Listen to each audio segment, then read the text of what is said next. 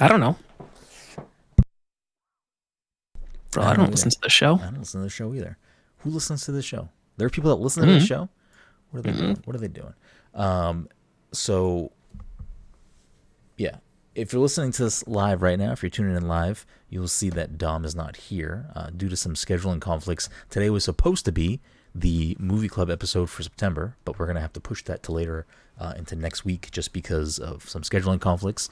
So if you were really hoping to tune in tonight live and see us talk about the fantastic it's actually Fantastic Mr. Fox, It's which is Mr. also Fox.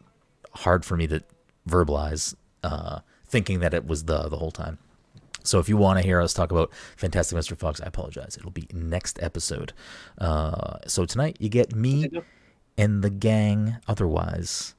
So welcome to the Pass Control Podcast, a show where a couple of best friends. Todd, you fucking moved again. I got to move your camera. No, I didn't. No, All right, whatever. That's fine. literally, It's fine. I can like, fix it. A show where a couple of best friends talk about the latest in video games and nerd culture. Sometimes we have guests. Sometimes we talk about, I don't know, Todd's camera too much. Either way, we have a new episode for you each and every week. As always, I'm your host, Brenden, and joining me on this lovely Sunday evening, riding the week out. We're starting the week, however you look at the week, is the anime senpai himself, Mr. Michael Desir. Mike, how are you tonight? Yeah. That's fair. That's fair. Did you get your delivery? Yes and no. I don't know. How is that yes and no? They deliver it but not install it? Yes. Oh, no. Were they supposed to install it? So what was supposed to happen was my current washing machine is broken. So I needed them to take the old one, install the new one. They got stuck at a door. So they left it there. They left the old washing machine where it was. So there's that. Did they at least install the new one? No. The old washing machine is where it has been. The new washing machine never fully entered my basement, so it's stuck underneath my porch. Are they going to come back? I don't believe they are. It seems like there's they no were, good help anywhere. And it's it like seems like they were in a literally, huge rush to just get the hell out. What are you going to It's do? like everywhere. I don't know. So like I know why it did not enter the basement, because like there's like a piece of wood that must have been installed by the previous owner to keep that other door the way my basement is. Like there's two doors, Yeah. and one of them, like, just so it could actually close, there's a piece of wood there. So if I were to unscrew that piece of wood, the washing machine can come in. Like that's the only thing that's stopping it. But they were not going to wait for me to get a screwdriver That's to remove that piece of wood. a little ridiculous. All right. Well, you let me know when you want to do that, and I will come assist you so that you don't have to So do whatever that is. there's Because you are going to need someone to help you carry that in. yeah. Remember getting that one out of your fucking downstairs? I don't even remember how we did that, to be honest. When we moved last year, I don't know, 3 years. I think we ago? got soaked. I think water was still. We did pouring get out. soaked. Yes, I thought it drained out, and it did not, and we got absolutely fucking soaked. But I don't even know how we fit it out. We had to go out of the storm door, didn't we? We took the fucking door off. I think that's how we got it out. Yeah, I don't know. Can't That remember. thing got all scratched up too. I don't know how we fit it in there to begin with, because Yeah, when we I took it don't out, either. that thing got absolutely rocked. And yeah. And then did we get it up into my house too? I don't think I helped.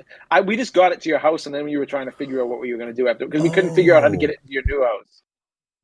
Yes. We did not. We left it outside. Because I was at that point like, I don't even know how the fuck we're going to get this upstairs. It was so tight. Yeah.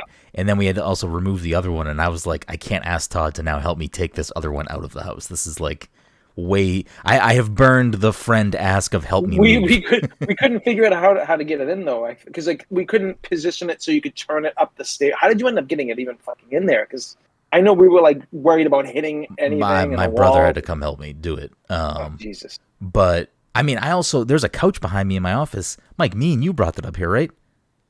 I think so. I don't even know how the fuck we got that up here, because it's so thin in that hallway. Anyways, terrible podcast. But that washing machine, we were like, let's just keep maybe we'll just keep the one that's already here. I ran that washing machine, and it fucking leaked through my living room ceiling. It was like the worst. I remember that. Yep. Anyways, we're a big washing machine podcast now. I don't know who makes washing machines. Sponsor us. Please do. I feel like, well, I I could use don't another know, washing like, machine. like Samsung, like doesn't like don't like electronic companies make? GE Yeah, is GE. Yeah, GE GE makes makes them. shit. Yeah, GE is my AC, I which mean, I took my ACs out today, and I really hope I didn't make the bad choice. yeah, Yo, I should I have probably mine take down my blasted ACs. right now. Yeah, we Mine's know fucking- you it's supposed live to in be- a fucking, Live in a goddamn It's igloo. supposed, Yeah. it's supposed to be 80 all week though, so I think you might have jumped the gun. This week's supposed to be like very warm. The problem is it's been raining so much, and I needed it to dry out, and it was like Yeah. they seemed dry enough, even though it did rain a little bit yesterday. Where I was like, "This is the window. Got to get these out." Plus, we were decorating for Halloween today, so it was just like, this is the time. I'm already dirty and sweaty. There's a bunch of space in the fucking basement right now. They're going out. They're getting out of here. I sleep with a fan on every night, even in the winter. I like air blowing on me, so I get the fan. I have I think it's Dyson makes those like bladeless fans. The bladeless fans, yeah. Yeah. They are expensive, but if you're a fan person like me, I will say, Dyson, you want to sponsor us? I'll gladly take more of these fans. I love that fan. That fan is just a beast. It blows so much fucking air, and it's just a great fan. It has to be ice cold. It has to be. It's so. I think they do make more expensive ones that also are like cooler, like they're like cooler air. Yeah. Regardless, if you're a fan sicko like me, it was worth the investment. I was very happy I bought that fan. Anyways, also joining us tonight, of course, is the fucking, I don't know, cyberpunk edge runner himself, Todd Gary. Todd, how are you doing tonight? Let's do a Todd's Animinute for a second. Okay, hit me. I'm very confused by One Piece live action because I don't like it. I think it's. I didn't know good. we were actually going into a Todd's Animinute. I'm confused. Mike, take this. Mike. This is all you. You're the host. Yeah, tonight. let me hear what you say. I think I enjoy. Now I've only watched 4 episodes. I think I enjoyed Cowboy Bebop more, but I'm not knowing the source material of Cowboy. I don't know the source material of either of these, but it just seems like low quality. Am I fucking crazy saying that for One Piece? I think number one, I think One Piece live action did a good job of encapsulating most of the vibe and a lot of good elements from the actual series and translate to live action without being corny. So like it did some things relatively well for an adaptation. And I think you also have to get by the fact that, you know, it's still a Netflix show. Mhm. I think they blew a lot of their budget on just getting the settings right. I also think you should probably just watch the anime Cowboy Bebop. I think you'd actually like that. So I will. Some but may say I is think the best anime. It's up there. I'm gonna go back. I'm gonna go back and just because I watched a couple episodes of One Piece, the anime. I think I'm just gonna go back to that and watch that if I can get into that and everything. Because I'm not feeling the show. I mean, yeah, that's fair. Just keep in mind the live action. Filler. Was it lots of filler? It's just very slow. The live action, the regular one, yeah. Yeah, the live action in those 8 episodes covers about 40 episodes, I think, of the anime. And that's including the fact that it also kind of spoils some things too, but whatever. Okay, good. Yeah. Yeah. I'm just gonna jump back to it, I think. But I also want to finish. Sorry, one more thing. No, go ahead. I also want to get back. I also want to. The thing I want to go back to most is Attack on Titan. But because I watched I'm so far removed from it that I feel like I have to start from the beginning again now. And I watched almost the first full season. I have a few things I want to know. I legitimately want to know. I'm curious to see if Todd watched something like Oshinoko and paid attention. What that show would do for him. You know what I mean? I'm curious what something like that would do for him. What is it? I think we would have to hold you down and watch. That's the problem. I don't think you would just. What's the style of the show? I think it's best to go into it without knowing anything. Fine. Okay. Yeah. No. Then don't tell me because the problem is that the first episode is feature length, which is fine if you're prepared for that. But it's feature length, and once you watch that, then you at least understand the central premise of the show. Yeah. Which I think is probably by design, because if it was just a 30-minute sliver of that and not the hour plus that it is, it's Yeah. I don't think Then you that wouldn't show would. get Nobody would be like, I want to watch more of this show. They'd be like, what? But that I actually need to finish watching that. I'm in a weird point in my life now where a bulk of what I watch is at night in my bed on my phone. I watch everything on my phone these days. Like, and like just put in my earbuds and like I'll rip through like a couple episodes or something. Or it's weird. I don't feel like because I just play video games on my TV all day. Like I don't do anything else. And then by the time, so I just like it's so weird. Like it wouldn't be like top of my list. Like if I'm gonna recommend an anime to Todd, like that would be what I recommend. But I'm curious what a show like that would do to him. Like because I don't know. I don't think Kaguya-sama is Todd's type of show. I think Todd would think it's corny. I think Perfect Blue's on my list of movies to watch. I think it's called Perfect Blue. Yeah, Perfect Blue. But Perfect Blue is... I don't think I've actually sat down and watched Perfect Blue. And I think we've had this conversation before, but I believe it's more or less Black Swan. Yeah, that's what I've heard too. Yeah. So do we need to trial out like a absolutely not anime book club where we go at Todd's pace of like wait, why not, Mike? You guys keep trying to sell more of these monthly. So this is what we're gonna do now. This is what we're gonna do with add to the monthly. I don't have the time. A monthly movie, a monthly video game, and a monthly anime. A monthly video game. This guy's out of his fucking marbles. No, but Mike, the shit that we pick is gonna be shit you've already seen anyway, so you don't have to necessarily rewatch it. But it wouldn't be interesting to like pick Todd's brain after watching something like, I don't know. Let's start with Evangelion. Like, I mean. Sure. I mean, if you guys want to do it and then you're about to record, but like, yeah, I can pop in and see what I remember. Mike, you wouldn't rewatch Evangelion? I don't know. It's a time investment. If you guys are going to do the rebuild films, maybe. Well, Todd has to watch the original first. Probably. All right, so what if we do this? What if we just throw this out there? Because I think that Todd should watch Evangelion at some point. What if we just do this? What if... Over, like, everything that we've talked about? I mean, I think I would say... I don't know, Mike, what would you say?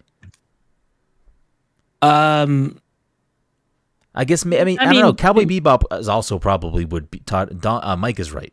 I think Cowboy Bebop would be an enjoyable thing for you. I think it'd be much more your speed. Or but at least I think Todd likes fucked up shit, and Evangelion is also that. It's also true.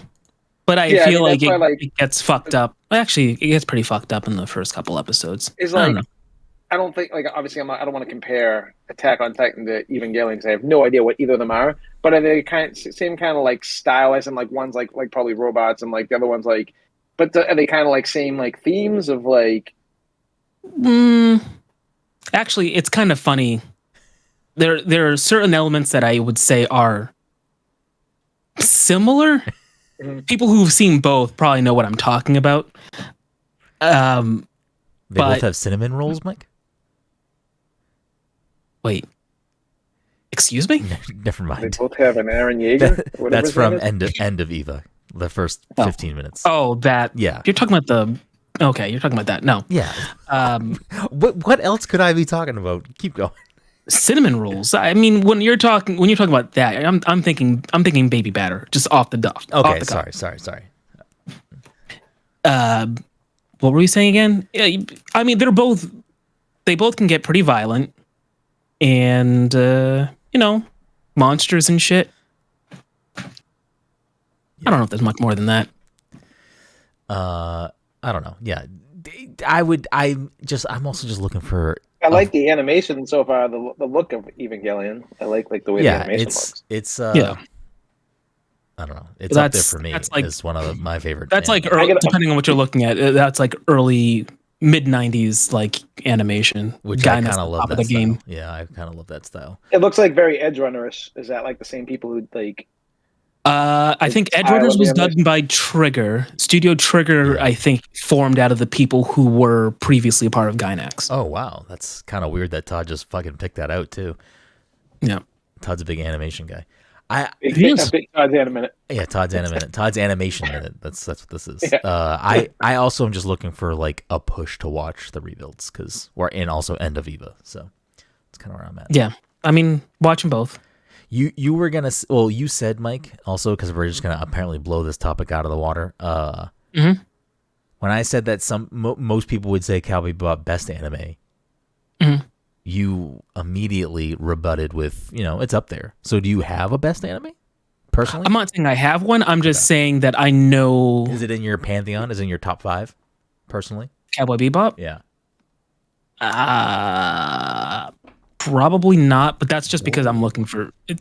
I'm not saying it's bad. I'm just saying if I were to pick, I think I lean very heavily towards just shonen like battle shit. So yeah, that's just a me problem. Anyway, I was gonna say that a lot of people, if I were to sit down and think about it and be like, oh yeah, this, I like this show, but I can recognize that this is bad or like not as good. If I were to sit down and think about it, probably. No, it's your top shows. I mean, I personally like. I haven't watched Cowboy Bebop since I was a kid, so like I don't have I have a fondness for Bebop, but I'm not like this is one of the best animes. But it's because I probably need to rewatch it as an adult. I think one of its strengths is that it just has a very solid English dub. Yeah. Oh my god. On top of everything else, it's like a really good English dub. It's probably I would say it probably has the best. Yeah. Like I'm a dub person, and I don't get turned off the same way most people seemingly do with dubs. Like, oh, the dub sucks, and it's like, I mean, I'm fine with it. Like, it's not offensive to me.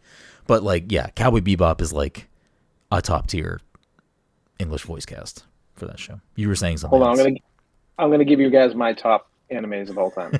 Okay. Number 1 is Edge Runners. Mm-hmm. Number 2 is Full Metal Alchemist Brotherhood, because those are the only 2 I've ever seen. You've watched Brotherhood? Yes. All it was of right it? around the same time. It was right around the same time. The same time he was watching, because I was thinking about rewatching Brotherhood, and what I was going to say before was that I think people typically consider Brotherhood to be like one of the best, if not the best. Edge Runners. Wait, I'm confused. When did you watch Full Metal Alchemist Brotherhood, Todd? So recently? No, this was like 2 years ago when I was watching Attack on Titan. When I was watching Attack on Titan, and I saw a TikTok about like this guy going over his like favorite animes, and I'm like, fuck, everyone! I keep on seeing Brotherhood in fucking number 1, number 2, number 1. So I like stopped watching Attack on Titan and started watching that, and got sucked into that. But Edge Runners is the best. Todd's so easily influenced. Edge Runners is, to me, is like what True Detective season 1 is to like regular TV. Like, as far as like, and I don't know anything about anime, but like I feel like I'm gonna hold that. But he does know a lot about True Detective. Jeez. This is just Todd finds every chance to talk about True Detective he can. Anyways, I don't know, Mike. I'm just saying we should watch Evangelion. That's what I'm saying. We just watch it. Like, why not? I saw my DVD somewhere. Okay. Where can I watch it? So it should be on Netflix. Okay, cool. It's on Netflix, but it has like a different dub or something. I don't remember exactly what it was. And then they got rid of some of the licensed music because the ending theme was "Fly Me to the Moon," and they don't use that anymore. Oh, yeah, I watched it on Netflix. I did not know that. Anyways, yeah, Evangelion's pretty good. I don't know where we even were and how we got to that, so I don't know. You were checking in on me, and I brought up my thoughts on One Piece. Sorry, that fucking the double dip of flu shot and COVID vaccine. Like, my body fucking hates me. So I have to keep coughing. Yeah, a couple of quick housekeeping things, and then we'll roll right into the rest of the show. This episode, of course, sponsored by our good friends at Goodnight Fatty from the Salem, Massachusetts area, or the North Shore. Bad month to do that. Plan accordingly. Prepare to wait. Be nice to everyone you interact with. Tip heavily at Goodnight Fatty and other, restaurant, coffee shop, wherever you go. But yeah, Goodnight Fatty is a great place. Obviously, this is a tough month if you're coming up here. Just be aware that it is, last year in October alone, Salem brought in just shy of 1 million tourists at 990,000 people checking into the city over the course of October of last year. So, keep that in mind if you're coming up here. But if you do come up here, head on down to Goodnight Fatty, get yourself some delicious treats. You will not be disappointed. You will probably have to wait in a long line, but I promise it'll be worth it. Pretty good cookies. Anyways, Some other housekeeping things. Like I said, next week we'll do the PTC Movie Club for September. We apologize for the delay. And also, because Dom is not here, we don't know what his movie is. So he will also reveal the October movie for... Wait, do you know it, Todd? Todd, you're muted. Unless you're just mumbling things. Sorry. Dealing with Liam. I'm hoping he picks what I think he's going to pick. I'm just going to leave Mike it at probably that, knows. So. Do you What's know that? Mike? He probably told me and I probably already forgot. I feel like that happens a lot. Yeah. Or he'll have a few ideas and I'll immediately forget. So there is also a chance that Dom pops into this episode at some point. So if you're watching this episode live or later on YouTube, there's a chance the cameras are going to get all fucked up because Dom may pop in at some point. Classic. And if you're an audio listener, then you'll see. You'll wait and see if you hear someone that just got off an airplane in a very busy route back home. I apologize in advance for your car speakers or your headphones. Anyways, that's all. I don't know. There's probably other housekeeping things. We're just going to roll right into it. So before we talk about probably the main thing we'll talk about tonight, which is Final Fantasy XVI, Mike, did you get a chance to play Foam Stars this weekend?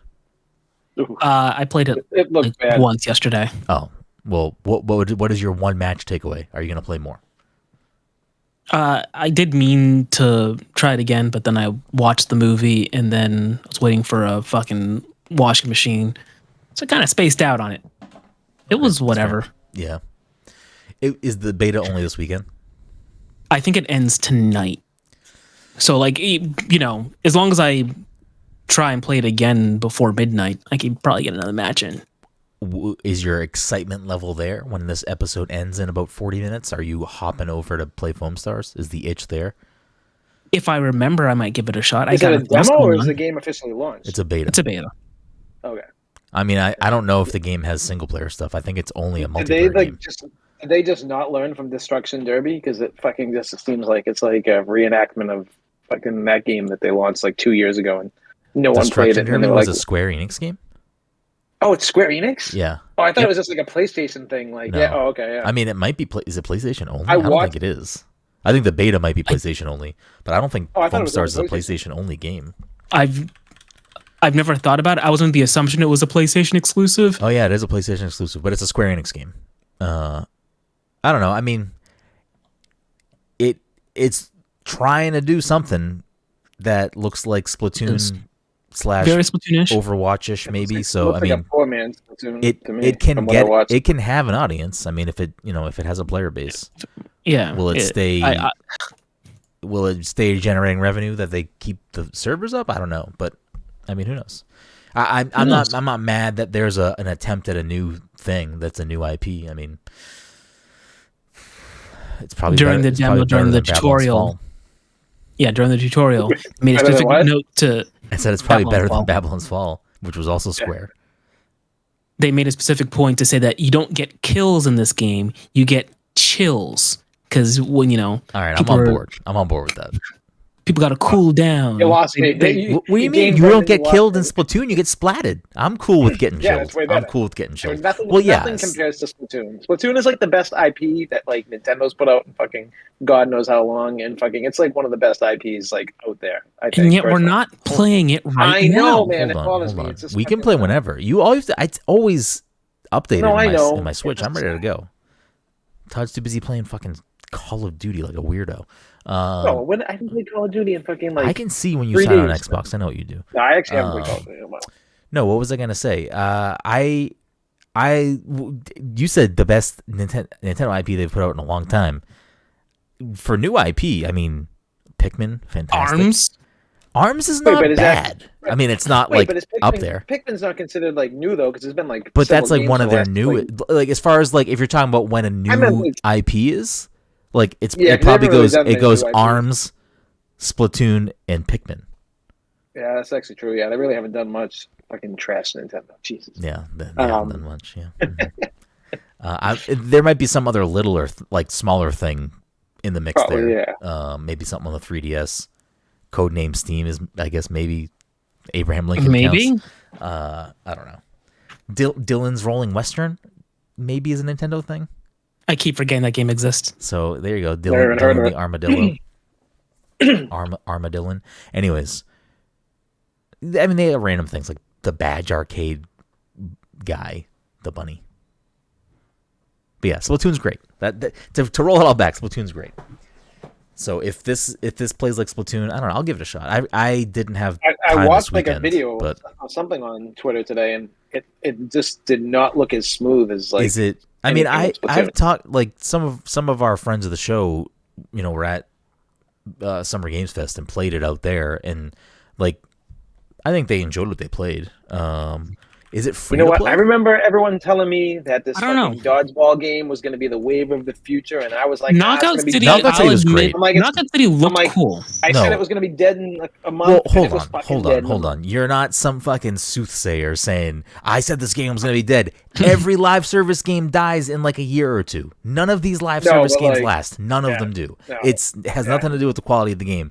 Knockout City was fucking a great time. I had so much fun with that game. That wasn't bad. It was. I'm kind of giving it a hard time, but it wasn't. Yeah. It wasn't terrible. But all those I had fucking fun when I games played die. it. They all do. It's to the point where the numbers behind it must be good enough for it's like, yeah, we expect this game to run for 2 years and we'll make the money off of in-game purchases and it justifies us making this thing, because there's no way that they are not profitable and studios keep fucking making them, because they all close. None of them stay open. Like, they all want to have a Fortnite. It's never going to happen. They all want to have a Fall Guys. It's not going to happen. You know what I mean? Like, it's just, I don't know.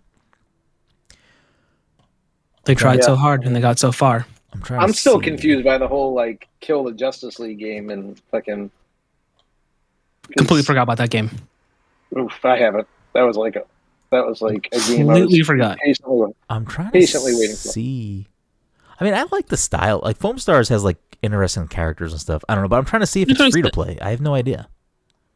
That's what I was going to check too. I feel like it should be. If it's not, I feel like it should be as well. If it's not free to play, this game's going to have some hurdles, I think. it's going to be dead on arrival. I mean, it's not going to be dead on arrival. It'll probably be on PlayStation Network or whatever, something, so that we'll have people playing it regardless if it's not free to play. Yeah, I suppose if it's part of the PlayStation, whatever they call. Yeah, it's free for all Plus- PlayStation players. It's free. Yeah.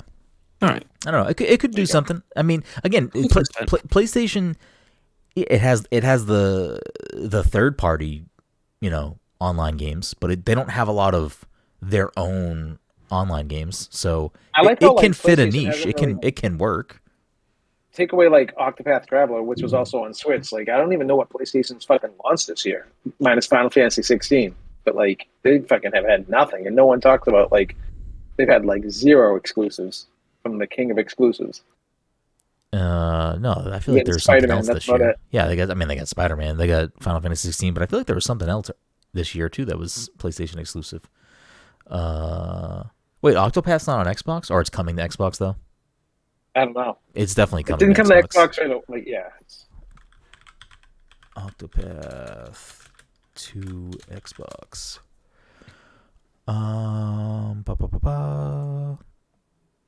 2024. Probably eventually get It's coming next year. Yeah. But that's not what this episode is about. So, Foam Stars. Have you been playing anything else, Todd, before we talk about Final Fantasy 16? Just fucking rallying Cyberpunk. It's probably, honestly, you're gonna hate me saying this. Game of the year. Game of the year. I mean, why am I going I- to hate you for saying that? You can have whatever game of the year you want.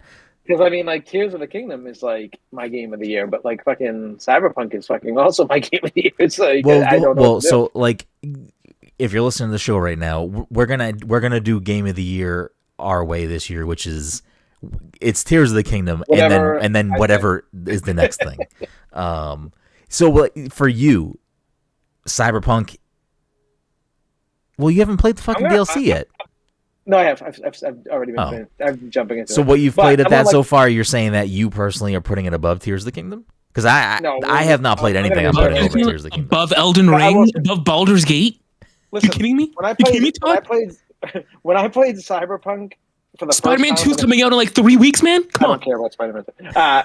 It was a broken mess, and it's still probably one of my favorite games. I'm telling you, this game's like probably going to end up being my top 3 game of all time. Like, it's like one of, Yeah, but if you have not bad my taste. favorite It's game. not surprising. Sure, but regardless, Yeah, no, I mean, I've seen nothing about people rave about this. Like, a friend of the show, Ken Shepard, he's like over the moon for this game.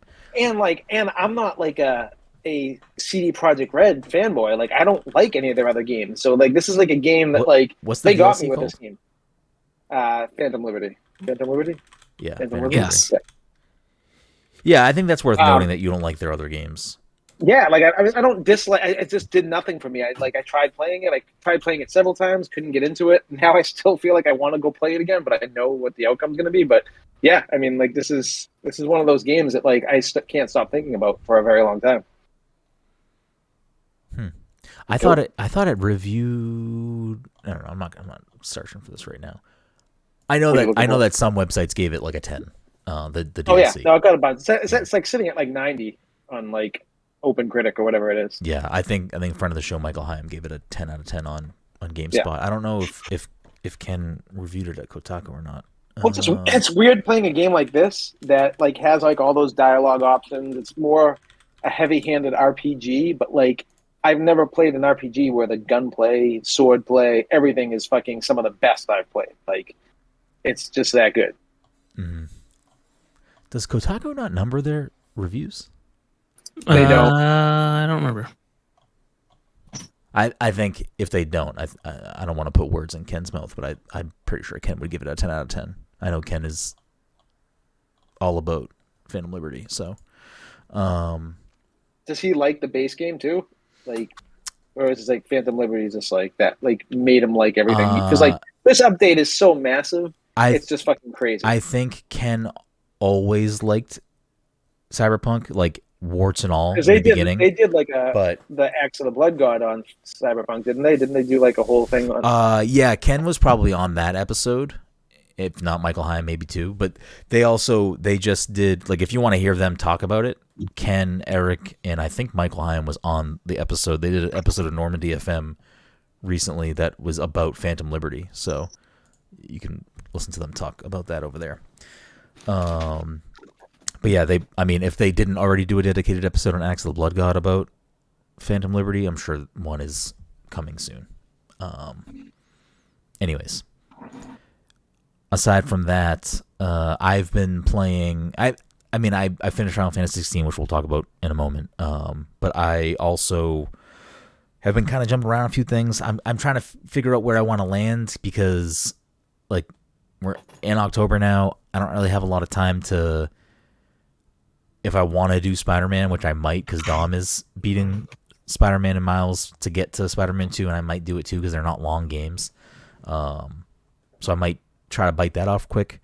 But the other thing I've been playing is Cocoon, and I'll probably finish it tonight or tomorrow. But that game is really fucking good. Like even just stylistically, like I booted it up last night for the first time. And I was playing it on diving in and out of like the balls. It's amazing. Like, it's so good. Like that, I just sat in the area and just kept going back and forth to watch that like animation because I was like, this is so fucking cool.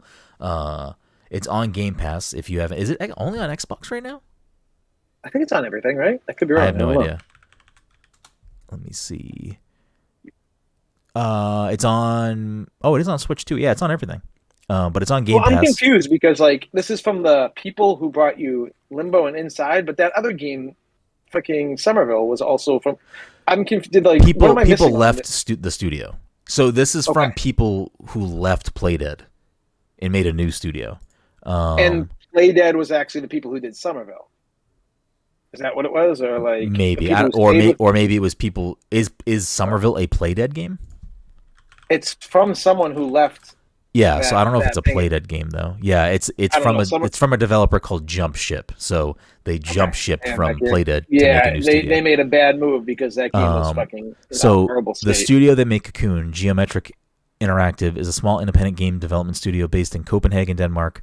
Our games are designed around unique gameplay ideas, blah, blah, blah. The studio was founded by former Playdead employees Jep Carlson, who was the lead gameplay designer on Limbo and Inside.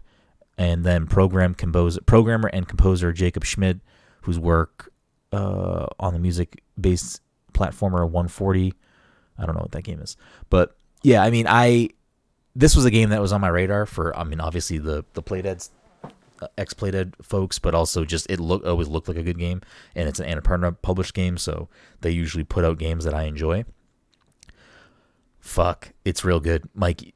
If you want like something that's just different and like a nice like it has a very good vibe. Like the vibe of this game is like the sound design, music's really like cool. everything's just really cool, and I don't find it's like, a puzzle I feel like the puzzles platformer. They're definitely challenging, but like at the same time, I'm one of those people like, fuck, I gotta go on YouTube, and I feel like I haven't had to do that yet. Yeah, and I'm not like super far into it, but like I don't know, like I'm yeah. The puzzles don't seem, maybe they get much more difficult towards the end, but the puzzles don't seem like anything that like, you know, if they for me at least so far, I want to say, because the game tracks your progress. I think I'm almost halfway done with it. Nothing has stood out to me as like, I don't know what I need to do here, but right. It does have little moments that I did get not stuck, but I was like, what the fuck am I supposed to do? And then when I figured it out, I'm like, it's like, that was a nice little aha moment of, I got to carry this other ball into the other ball, like just little stuff like that. Yes, exactly. I was like, this is stuff like that, like yeah, and it's like it's doable because like I said, like usually I'm like, because Liam was watching me play, he was totally into it, and I'm like, wait, I'm like, I'm like, look, I just came out of the ball, and you can see that laser moving forward right now. Now jump back, and stuff like that. Like it sounds, what I'm saying makes no sense to people probably. It is. It's just like a very cool experience. Like, so it's not really a spoiler for the game. You're some sort of thing that comes out of a cocoon. I don't know if you're a bug or something else, because I don't really think there's any dialogue or words in this game, at least not yet. But you hatch out of this cocoon, Mike. You drop down, you're just kind of like platforming around. You can't really do anything. You get to an area where you can like open your wings, and then like it opens a door, and then you finally, like, once you do some stuff in this area, you like pop out of where you are, and you come out of this orb, and the orb that you come out of is like the world you were just in, and then you pick the orb up and like carry it to the next area to like solve puzzles, and then you can go like back into the orb when you bring it to it. It's just like weird little like hopping in and out of this like orb, and then you find other orbs that have other biomes in it. So it's just like a very whatever. It's weird because like I feel like. Go ahead. Well, I was gonna say I feel like you like it like. The character knows the technology, yes, but at the same time, it's also a hostile technology to him. Mm-hmm. So, like, I'm curious where it's going. Yeah, and, like, exactly. And knowing that it's potentially something that will resolve itself in a twist, because it's it's ex-Playdead, Inside and Limbo both like to have their twists in it. So I'm curious what the twist, like, I don't know. Like, I'm very curious how this game plays out. And it's very short. That's why I want to, relatively short. I think How Long to Beat has it listed like 4 hours, but I think. Oh, really? Yeah, okay, cool. I'm like 2 in, so I think. Exactly. I think I'm around the halfway point. So, but I'm really enjoying it. If you have Game Pass, I highly recommend downloading it. Like, easily going to be one of those indie games from this year that people are saying is one of the best. Definitely something to not and miss. Wilford Brimley is in this. Am I understanding this correctly? Yes, 100%. Okay. Just double check. Is that a movie joke? I don't know what's happening. Yes. Okay. Yes. You never seen Cocoon? As much. No. Should I have? Yeah. It's about old people. Yeah, it's good. So yeah, Cocoon is great. I'm very happy that the game is finally out, and it's a good time. So the last thing that I want to talk about briefly with the gang here, because I finally rolled credits on Final Fantasy XVI. It's been something I've been plugging away with in the background. I would have finished it much sooner, but we had gotten the code a little bit late, so it was going to be a later thing we did anyway. But then I also got Sea of Stars, and that took precedence over everything else. So it was kind of just a matter of once we got done with some other stuff, and I was playing this in the background. So we're here now, and I will say, I don't know if I've ever finished a Final Fantasy game before. Crystal Chronicles I definitely have, but that's not like a quote-unquote real Final Fantasy. It's not a mainline game. This is the third one I finished. And I've probably finished Tactics Advance back in the day, but that's also, again, like not a mainline. Oh, I'm sorry. I'm silly boy. Yeah, I finished 7 and 7 remake. Yeah, that was number 2. I thought that was weird. I was like, he definitely played those. Oh wait, 7 very remakes recently. 4. So I finished 4. Yeah. 7. I forgot about 7 remakes. So yes, like I've always dabbled in Final Fantasy, and that's never been something that, like, when I was a kid, I never had any Final Fantasy games growing up, so I didn't have like any Super Nintendo Final Fantasy games. I think the first Final Fantasy game I probably owned as a younger person was Crystal Chronicles for the GameCube. And then, yeah, I never really, like, I had bought whichever one is Lightning. Is that 11? It's a 360. It's on the 360. Lightning? The character you play as is named Lightning. Is that 10? It is one of the games that has a direct sequel. Well, so like I know 10 has 10 too, but I think there's another one that has a direct sequel. I played that game and never finished it. Played 15, never finished it. And then I'm on a quest now, living in a post-remake world where I finished remake and then played the original 7, and have now finished 16. I'm living in a state of, all right, I'm gonna pick older Final Fantasy now, and that's gonna be like the thing I play in the background. But before I do that, actually, I am playing Chrono Trigger, which is, it's Square Enix, so it's still same vein. But I'm gonna slowly kind of pluck away at old turn-based RPGs that I've never played.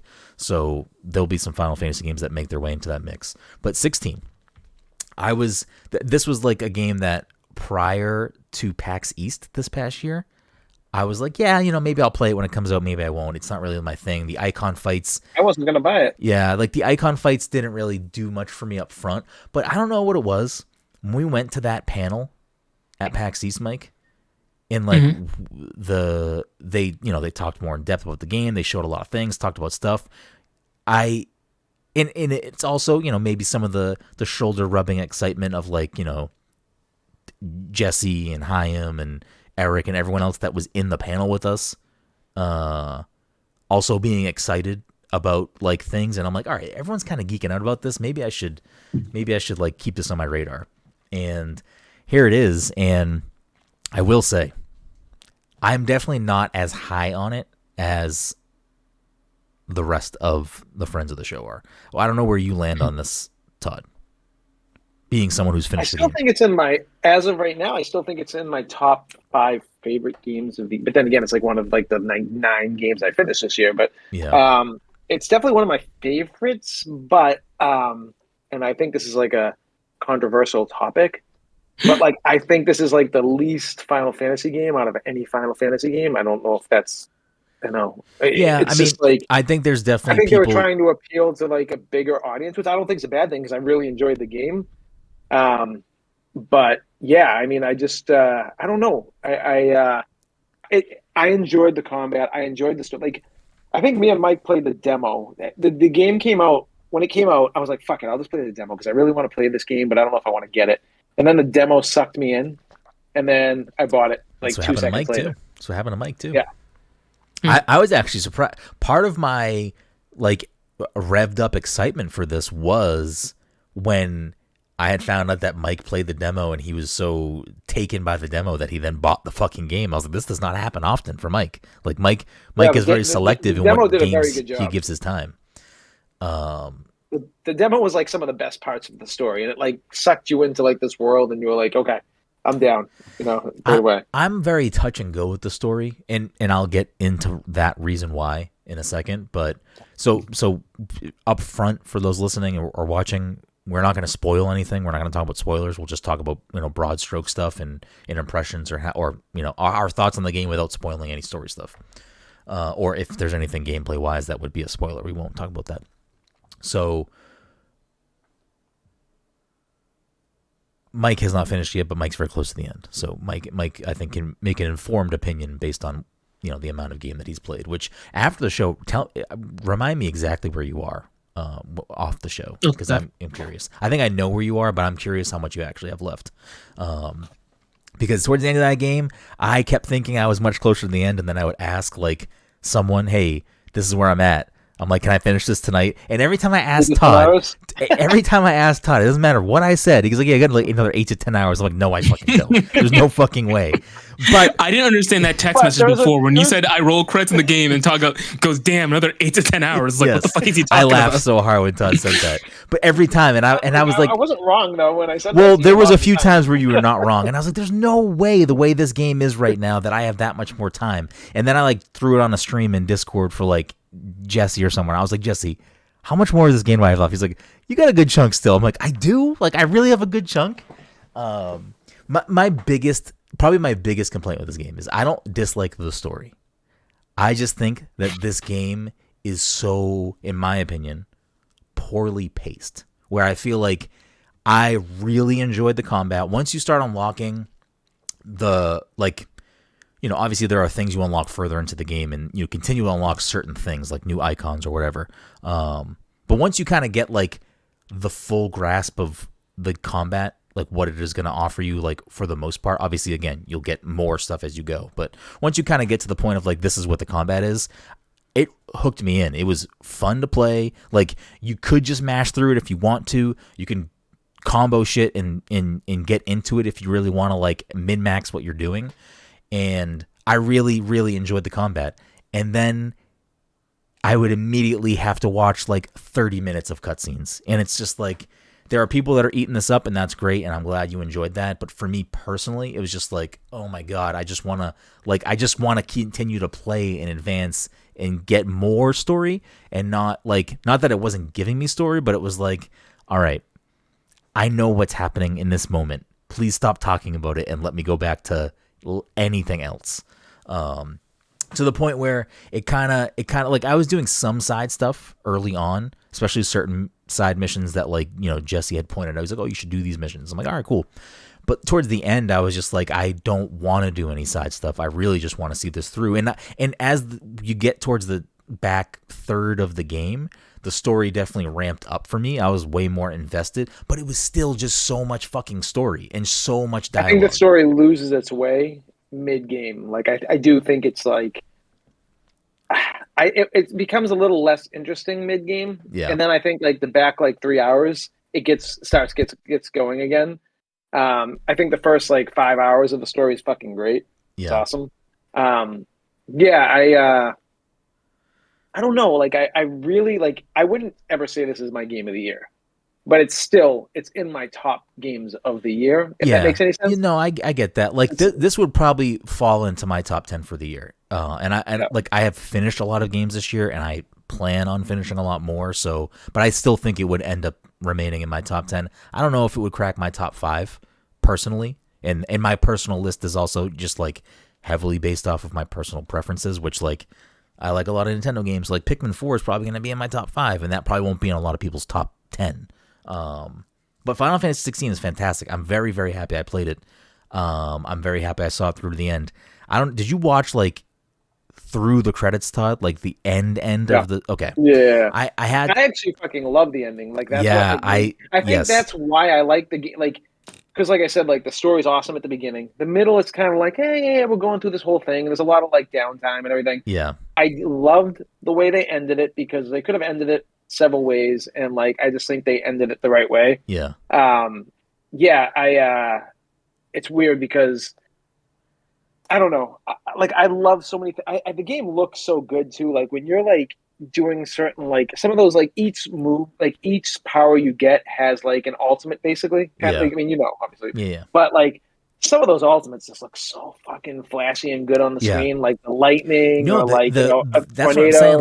Like for a game that is so cinematic heavy, for the most part, the best cinematic stuff was like when you're just executing the combat so heavily, and it's just like explosions, and it's so good. It's so good. A lot of people will probably disagree with me on this, but like the combat is what I wanted Final Fantasy VII Remake to be in some ways. Like I don't like the slowdown of Final, and I know people love that combat of the remake, but I don't like the slowdown and constantly going through menus kind of thing. And I think this game did a really good job of keeping everything so it's at your fingertips. You know, like you're never having to like pause the game to cycle through like something. Like everything's there and at your disposal, and it's all works really well for the most part. Yeah. And I feel like it could be overwhelming, but I think it was pretty streamlined in some ways, like the combat, and I think they did a really good job with it. Yeah, no, the combat was good, and I also like the combat in 7 Remake, but I like the combat in this a lot. Like,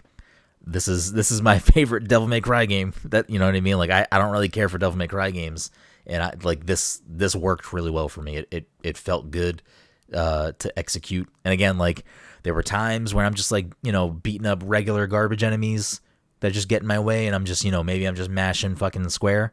But then there are times where it's like, all right, I'm in this fight, and I'm like trying to combo and use all my abilities, and pay attention to the timers. So I'm like using my abilities as quick as possible, and it feels good when it's hitting like at its highest level for me. It was feeling real good.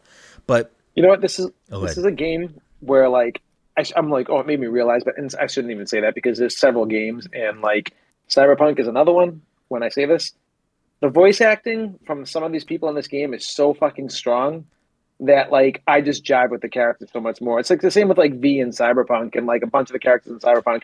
The voice acting is so fucking good, and I think that fucking Sid, I think fucking obviously Clive, the main character, Clive, yeah, like I think the voice acting is just fucking draws you in too if it's done as well as it's done. The music is phenomenal. The voice cast is Music's phenomenal. great. Like, somebody get Sid a fucking lozenge. Jesus, like, my guy, great raspy delivery, great voice, but there were certain points where I'm like, my guy, clear your throat for the love of God.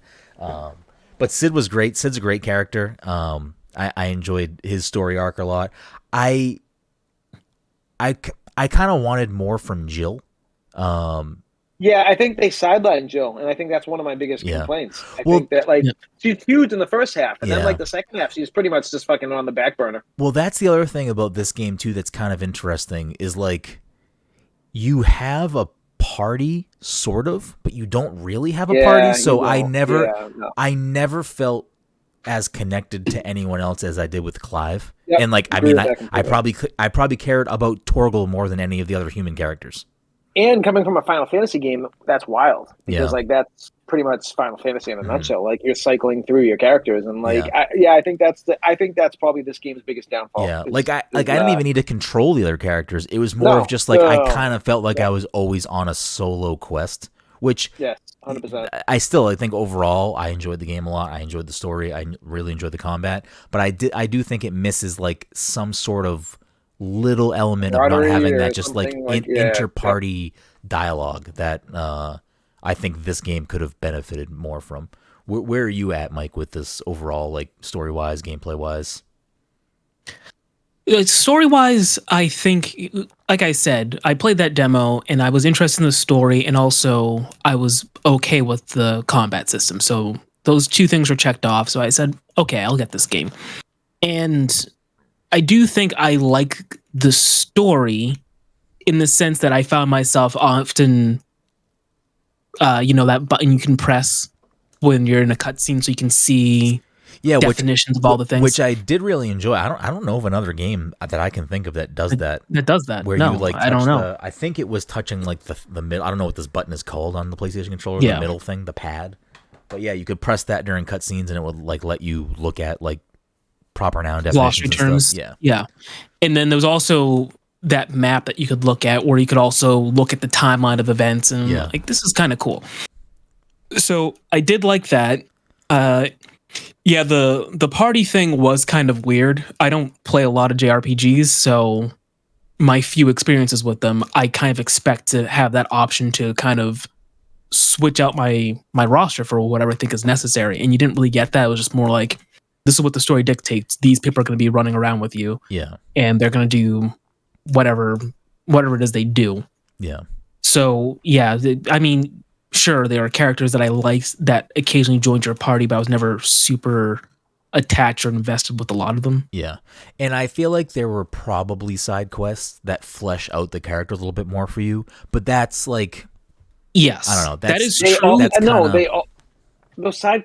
problem with the side quests, because I did a lot of them. Like you said, I did a lot of them at first, and then I got to the point where I'm like, there was maybe 1 out of 15 that were impactful. I just don't know how many more I want to do with these, because like if I have to do 5 to 10 side quests to get one good one, Do I really need to do these? I think towards the very when you get basically to the point of no return in the game, I think there are side quests you can do for the other main characters that I think are. That's when I stopped doing them by that point. I know. That's what when I got to that point, like Jesse and whoever else were like, "Oh no, you should do these side quests before you finish the game." And I was like, "I'll drop a save point here."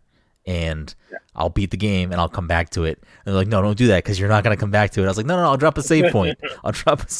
So I have that save point if I want to do that at some point. But I might also just watch cutscenes of it on YouTube. We'll see. I mean, when DLC drops, I'll jump back into this game. Absolutely. I'll buy that DLC. I think there will probably be DLC for. I don't know if that's already planned or not, but it seems like a game that will probably have DLC. If there is something that comes out, I think there is something coming up. I don't know if it's new game elements, like new gameplay stuff, or they're just adding like cosmetic things. I think I forget.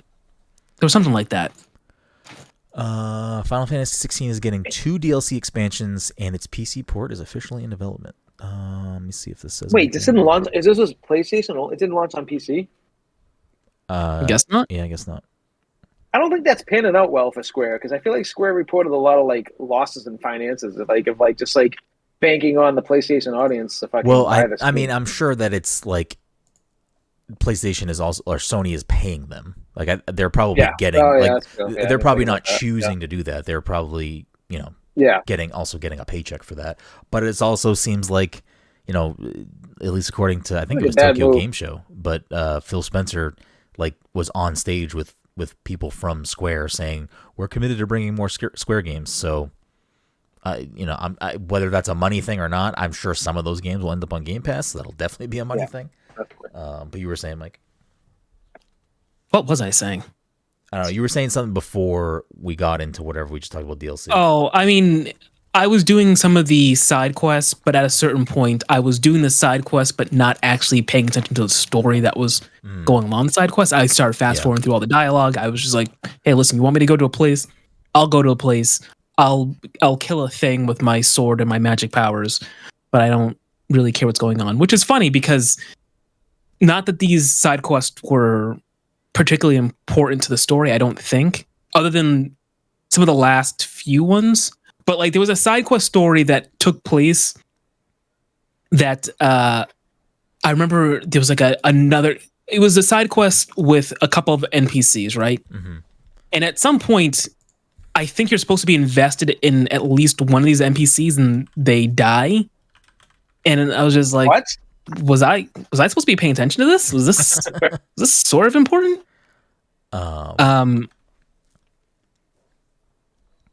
But yeah, the side quest or whatever. Yeah, again, I'm sure because I feel like people might come for us in the comments if people even do that for us. Fuck them. Tell them to come at me, bro. But I think there's a difference between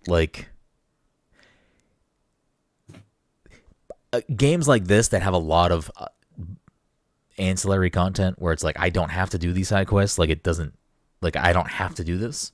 Obviously plenty of games have that.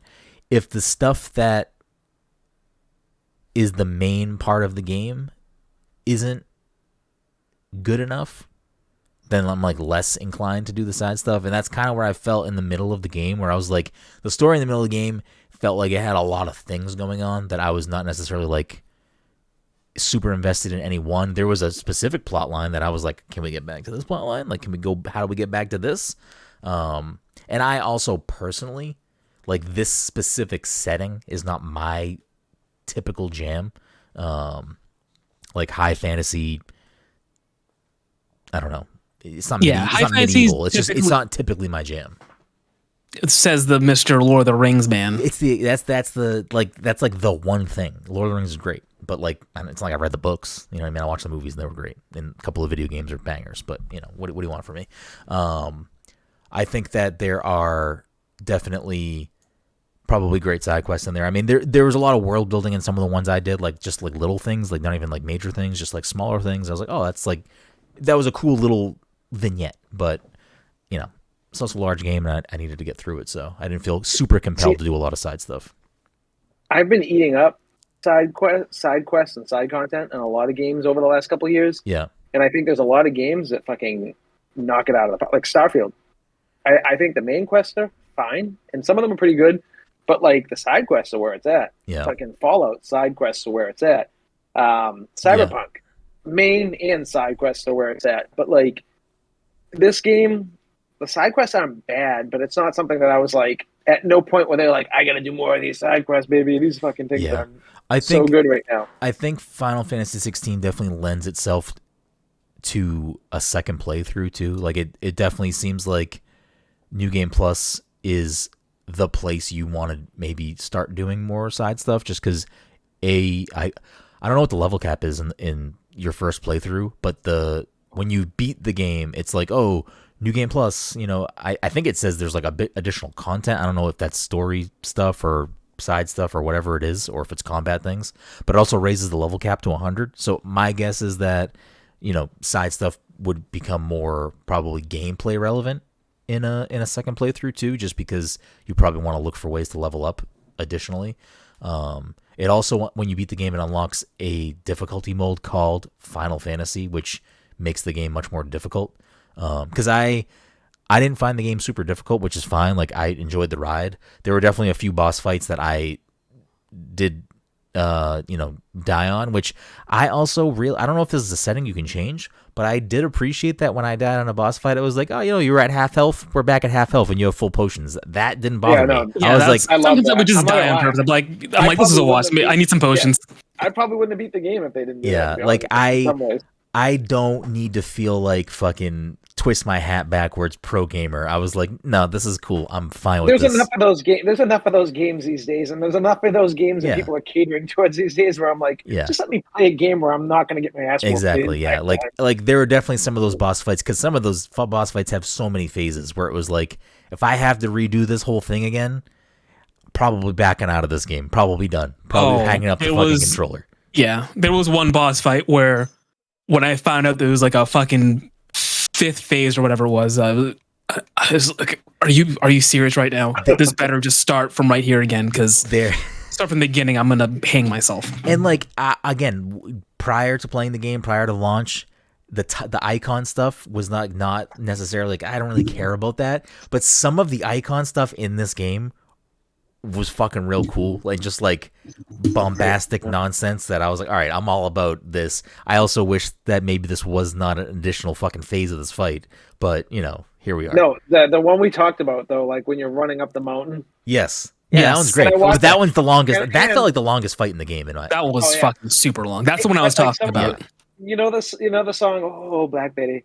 Someone posted a video with that song, and when you're running up, it was perfect. It was I gotta find it. It was so good. That was I think that was like the only fight in the game too, where the music completely tonally shifts. It's like oh yeah, like it becomes like a music. It's like I'm doing Dracula, but you get the idea. That was like the only time the game did that, right?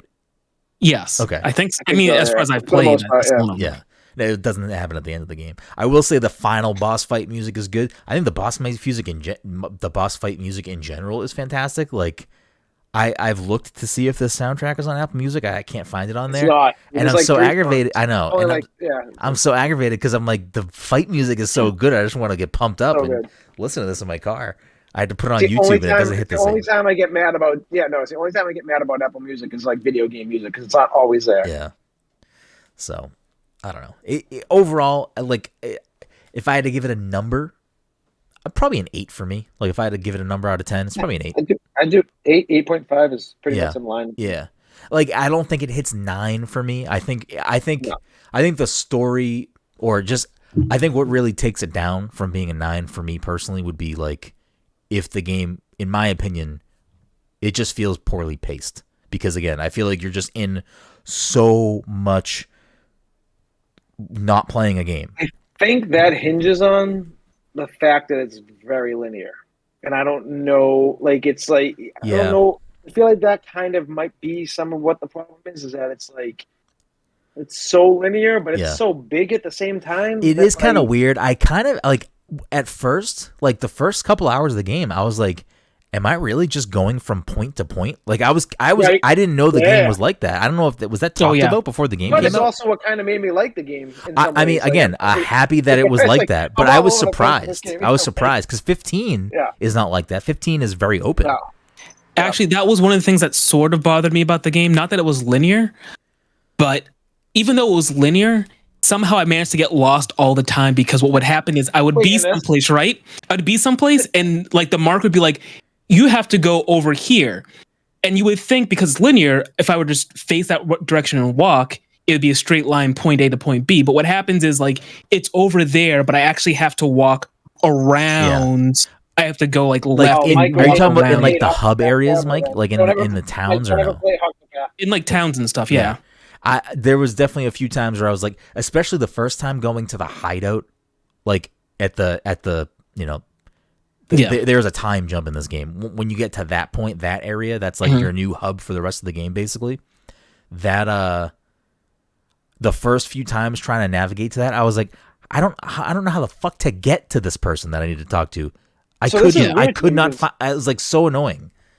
I'm the king of getting lost in games. Brenden can attest. Yes, like, Todd doesn't know how to read a map. Like, oh, dude, I am like, but like, I need a game like Cyberpunk to put a line on the map that tells me exactly where I need to go, or I'm fucked. What game did I just play recently? Fucking Starfield. It doesn't have that, but you can hold down a button that'll give you arrows, and I'm like, thank fucking God, 'cause I'm about to stop playing this game right now. Like, but yeah, no, it's like I get lost very easy, but I didn't find this game that confusing because I felt like it was very linear. Like, it's so weird. I feel like in just about any game that has waypoints and stuff like that, I keep them on. The only game, and I've done this twice now, the only two games that I turn everything off, Breath of the Wild and Tears of the Kingdom. I have no, like, I play those on. Does Breath of the Wild give you any hints though? Like, I feel like it does. It'll give you waypoints. So like in both games, I turn off the mini map. I turn off, I think the mini map. I don't know if the mini map stays, but I turn off like all of the things, like the things that lead you in any direction. I turn all of those things off. Like I don't have any of the only meters on the screen for me were my hearts. So I didn't have any like the fucking. In Breath of the Wild, it had like the the shit on the tablet with like beep and like different things. None of that on the screen. And then I don't even know what's on the screen in Tears of the Kingdom because I turned it all off. But that's the only game that I ever did that in because it felt so good to get lost in those games. Any other game, I'm like, I don't want to get lost. Just fucking tell me where to go. I'm good. I don't need to adventure. But there's a few games where I'll do. Well, I think that's like the best part of Breath of the Wild and Tears is just the unknown and just in and that's probably why that is why I treat it that way. And don't get me I wrong. leave all that stuff on in Tears and Breath, but like at the same time, I'm never paying attention to it. I'm just like something's over here. Oh fuck, like. And like you're like, just finish the game. I'm like, motherfucker, I can't because I'm getting distracted every time I pick up the game. Yeah, I don't know what to do. And like, it's not to say that games that have waypoints, I'm just like doing waypoint to waypoint because like I am also the type of person that if there's a multiple path, I'm like, well, I got to go down both paths. I need to see what if there's a treasure chest, and I do that in every fucking game. I'm like, I stop myself from beating games so often because I'm like, well, I went like in Diablo 4 is a great example. If we go in a dungeon. You guys are all off on one area. Half the time I'm in a different area because I got to see what's down this path too. Because if there's a chest, I'm gonna be mad that I missed it. And I wish I didn't play games that way, but a lot of times I play games that way. Anyways, Final Fantasy XVI is good. I enjoyed my time with it. Good game. It's making me also want to push to play more, older Final Fantasies that I've missed.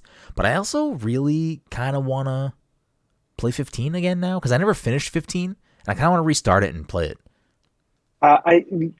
15, I think, starts a little too slow for me. Yeah. Where you're just like pushing a car and then you're driving a car, but like it's like I love that scene. That scene is so good. No, because of the music, that scene's good. But like, okay, it's part of the scene. It's part of the scene. But like, I think the issue I had with that game was that it's very the combat of that game is very simple. It's like the beginning of Final Fantasy VII Remake combat, basically just tweaked. Yeah. And I don't know if it's for some reason that this doesn't jive with me. Yeah, it's a skill-based game. It is. You want to put a score on it for yourself, Todd, or are you saying 8.5? 8.5? 8.5. Yeah. I would be happy saying 8.5. Like I said, it's in my top 5 right now. I've like kind of gone over my top 5 of the year so far over and over again. And I'm like, yeah, it's still in there. You know, it's like, yeah. I mean, it could maybe make its way. I mean, I'm trying to think. Like my 1 is Tears of the Kingdom. 2 is Sea of Stars. I haven't played anything else this year that has made me feel the way that those 2 games have.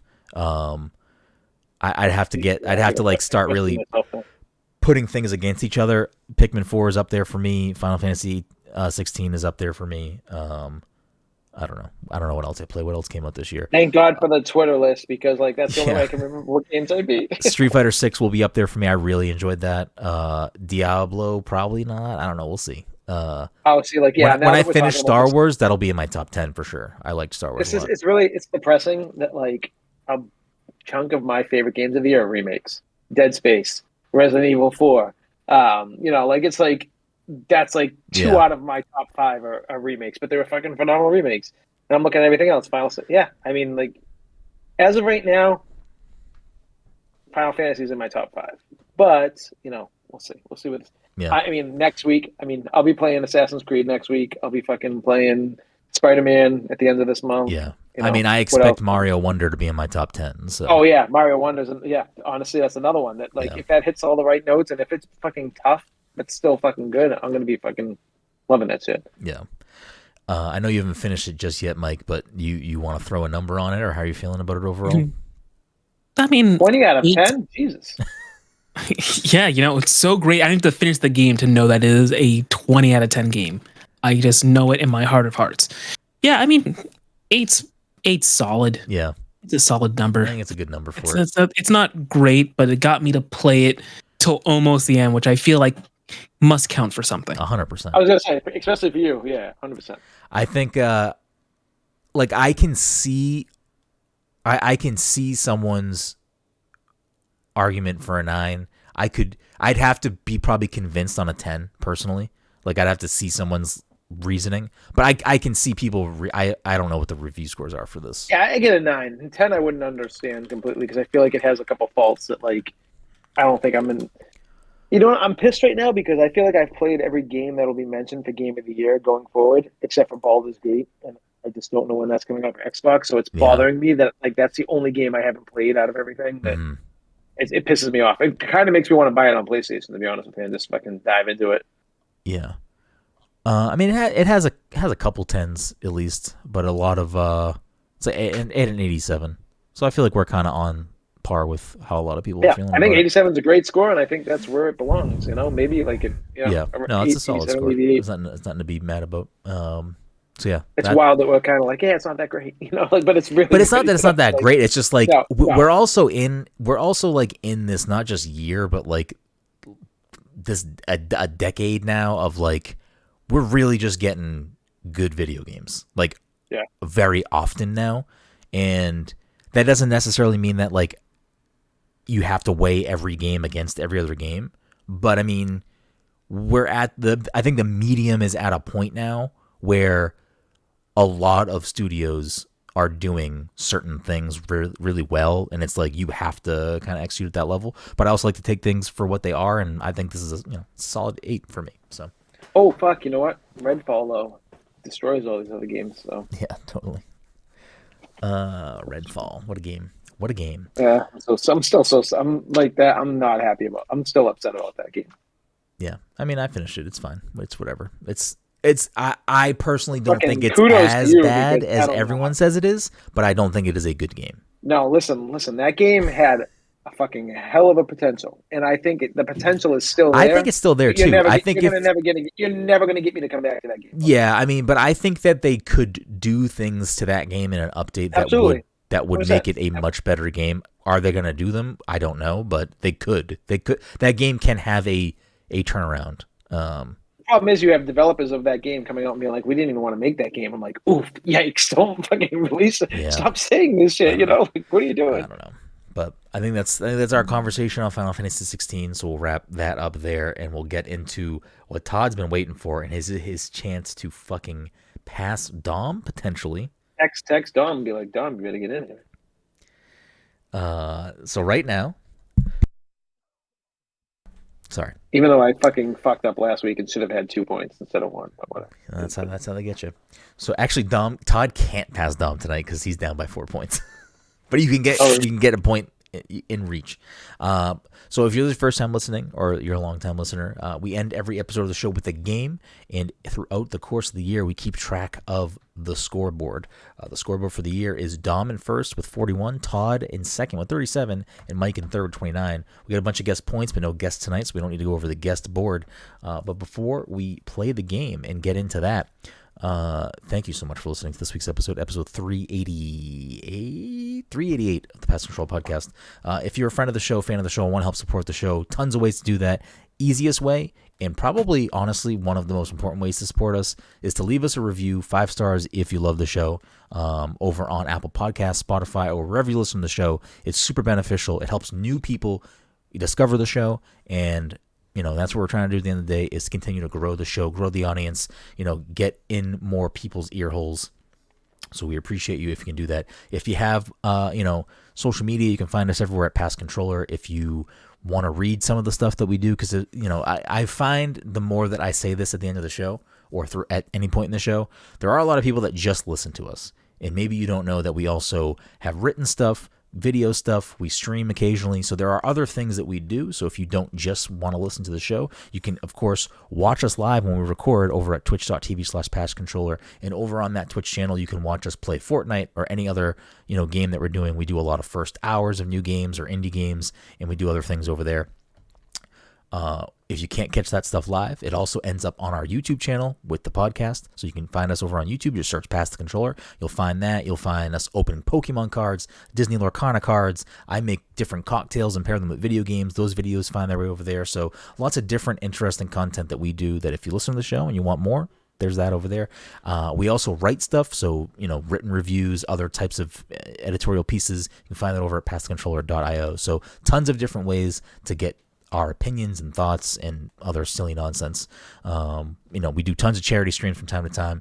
Those don't usually get archived anywhere, so those are kind of you have to be there. But if you need to know when we're going to do that, you can follow us on social media at Pest Controller, and you'll find out all those things.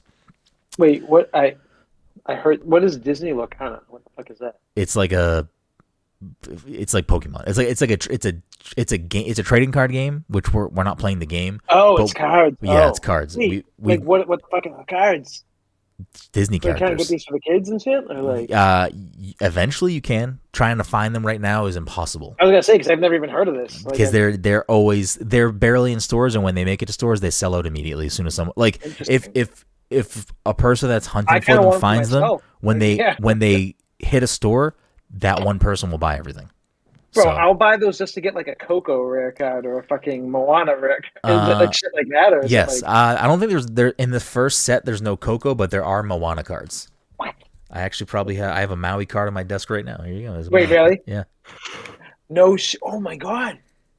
Fuck. Todd this is like a $40 card right here. There's Tinkerbell card. I don't even know. Oh fuck, they look good too. And I'm not a big Disney guy, but I don't have an intention on playing the game. Where did you itself. get them? Did you order them online?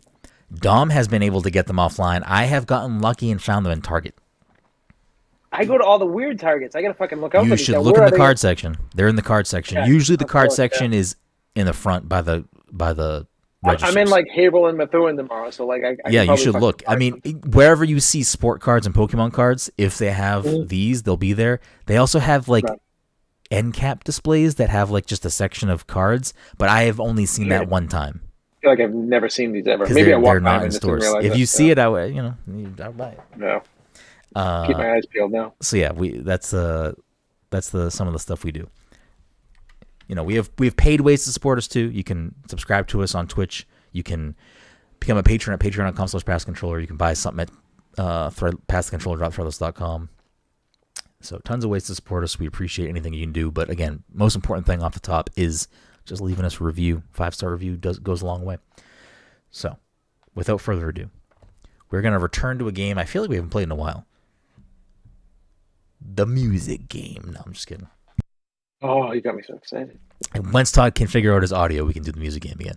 What do you mean? I heard it all last time you did it. Yeah, I do that a really backwards way. I can't, because the One time of that I these did that, I days, forgot to next revert time settings, and then we didn't record the All right. podcast properly. We got to find out a better way to make that work. I'll have to do it not the night we're recording and try to fuck around with it. We're gonna play Answer Unlocked, a game where I read the achievement title or achievement/trophy title and or description, and the first person to get the game gets the point. Game number 1.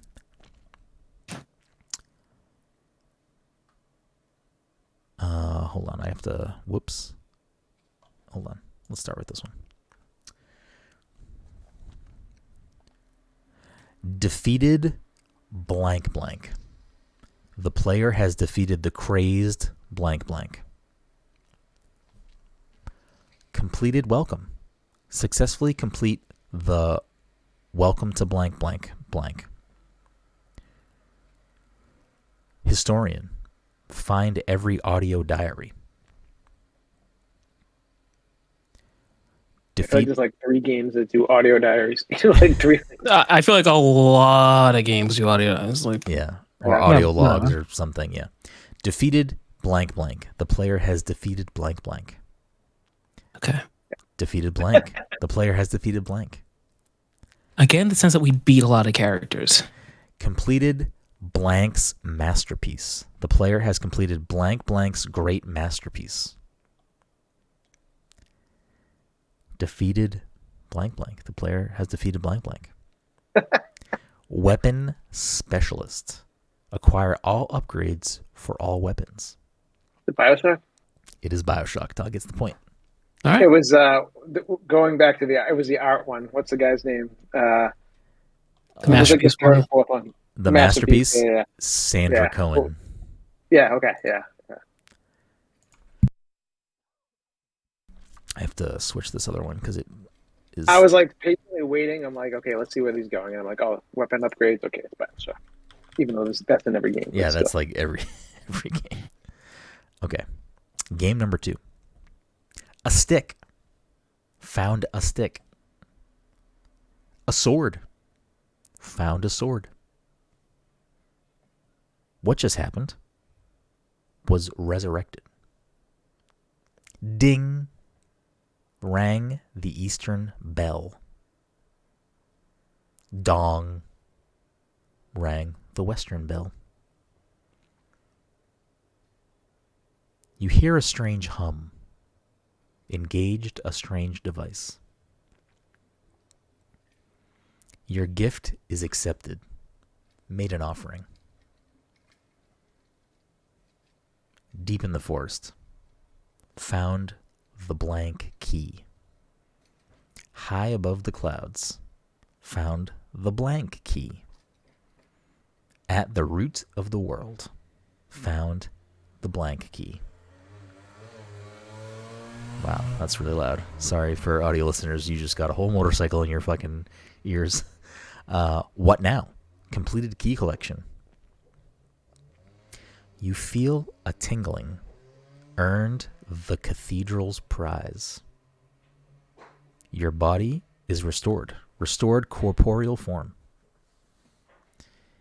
Game over. I feel like I should know this if I found your rightful place. Thank you for playing. Completed the manual. I'm free. Free to friendly fairy. Mr. Mayor. Found secret treasure number 1. Is it Fable? Incorrect. Fable 2? Incorrect. Fable 3? No, it's not a Fable game. A secret legend. Found secret treasure number 2. Sacred geometry. Found secret treasure number 3. Vintage. Found secret treasure number 4. Just some pals. Found secret treasure number 5. All right, I'm going to skip the rest of the treasure ones for now. Yeah, there's a lot of them. Lawnmower. Chopped down 1,000 blades of grass. Ooh. Too cute to smash. Had 10 money banks at once. You're getting a little. Now you're throwing me off. Nothing happened. Made a wish. Like Animal Crossing? Well done. Made 15 wishes. It uses stamina. Perfectly executed a special technique. Bring it to the wrong fight. Found a certain weapon before getting a sword. Whoops. Froze yourself. Your pocket feels heavier. Understood the margin of page 17.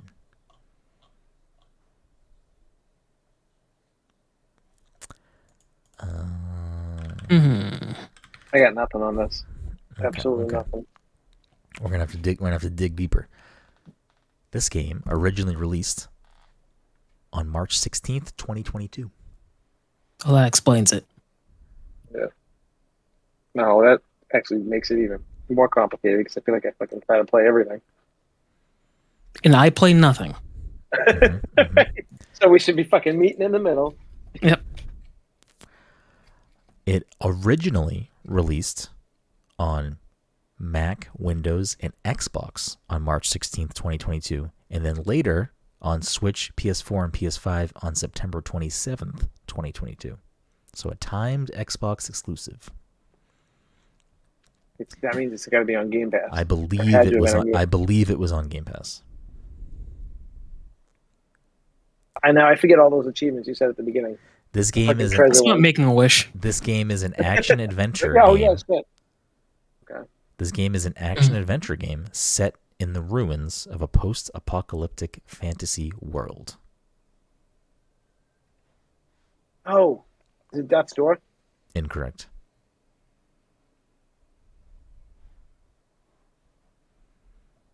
Ruins, post-apocalyptic fantasy world.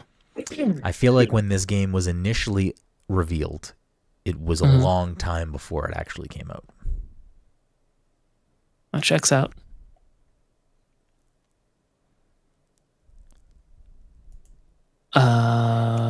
You may not know the developer, but the publisher of this game also published games like Night in the Woods or Overland and Wilmot's Warehouse and Chicory. Wait, is Wilmot's Warehouse the one that we were playing? Yo, Wilmot's Warehouse is a fucking let's banger. fucking go. I need to get back to that game. That game is so fucking good. It's so good. I need to play it on my Switch, man. Like, I need a handheld mode of that game. Oh, man, it's so good. That game is real good. Chicory, A Colorful Tale. This game, and most recently, I Was a Teenage Exocolonist. 2022. Okay. I like the picture of Death's Door. These are all clues. This game is heavily inspired by another series we talked about tonight. Oh, One Piece. There it is. Mike's got it. Let's see. Alchemist Brotherhood? It's sitting at about an 88 on Metacritic. Okay, so it's trash. 2022. We're almost in 2024. So I'm thinking like 2022 is like fucking 6 months ago. Let's see. In 2022, it was nominated for Best Indie Game at the Golden Joystick Awards. It's an indie game. No, it's Death's Door. It's fucking Death's Door. Let's go, baby. At the Game Awards 2022, it was nominated for Best Independent Game, Best Action Adventure Game, and Best Debut Indie Game.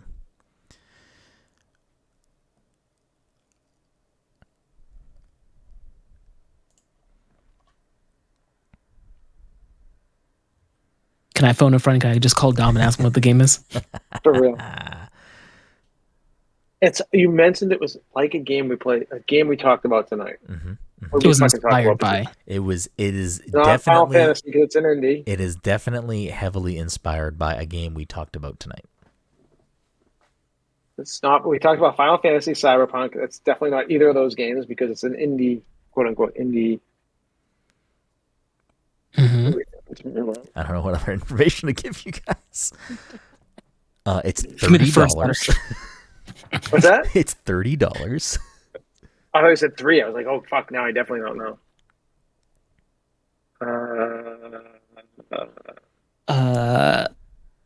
What's the game with the fucking little fucking bear? Brother Bear. It's not, Country Bears. It's not any of those. Berenstain Bears. 2022. I don't know what other information to give you. I'll be honest, you gave us a lot. And Why? I think I name. I mean, I have played this game and have not Zelda? finished it. I have played this game and not finished it. Todd has definitely touched this game. Mike probably has not. Dom has also probably played it. Are we comparing this game to Zelda? Sure, it's definitely inspired by Zelda. Okay. It's Death's Door. I think Death's Door. Yeah, Death's Door is also probably slightly.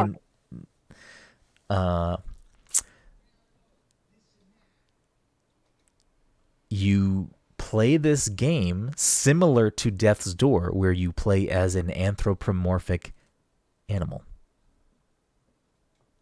Death's Door, you play as a crow. This is fuck. Actually, no, I don't know what this game is. I'm guessing it's what was it called? Spirit Fair. There was one where you're like on a boat. No, and that's you had not this. It's That's not not this. Spirit I would Fair. definitely know that. Definitely know that one. It's a game where the guy looks like he's wearing a fucking Link suit in the fucking game. It's like a fucking bear or fucking something. I think Todd knows what the game is. I think Todd wins. And I think he's right. I think it's Death's Door. Let me check my notes. Actually, you're right. It is Death's Door. No. Let's see. You play this game as a fox. Okay, yeah, so it's the game I'm thinking of. I just can't think of the name. You definitely said bear. Mr. Fox. I said what? I said you definitely said Well, I bear, mean, like- but Well, I mean, yeah, fox, bear, they all look the same, you know? It's like,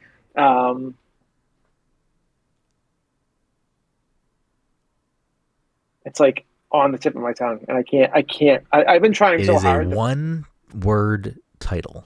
It's like a T. Oh, it's Tunic. It is Tunic. Mike gets the point. He said the name of the game. I couldn't think of it. I couldn't think of the fuck. Dude, it's all I pictured. I was picturing Death's Door for a while, but like I knew there was another. you serious? You thought Death's Door? I didn't know. I mean, Todd had it, but Mike said the name. Mike Couldn't fucking get it. swooped No, in. This is the same as last week when I fucking said what's it called? The other game instead.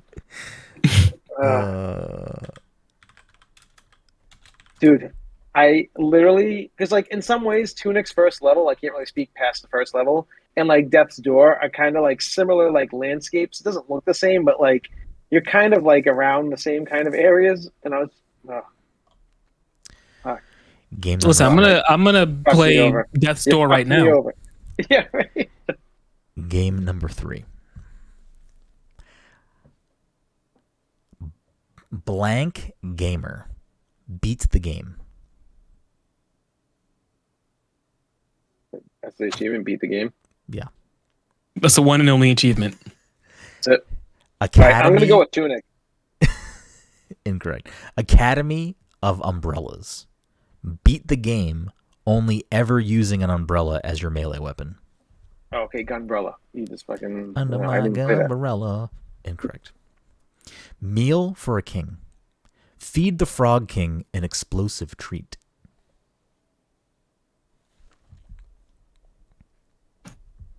Hot pot.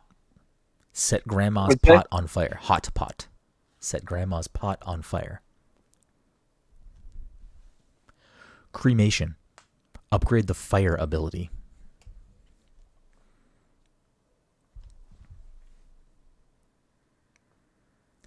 Demo blank. Upgrade the bomb ability. Crouching Tiger hidden blank. Upgrade the hookshot ability. Why does this all sound like Zelda shit too? This must be Death's Door. It is Death's Door. Is it really? Oh, you bastard.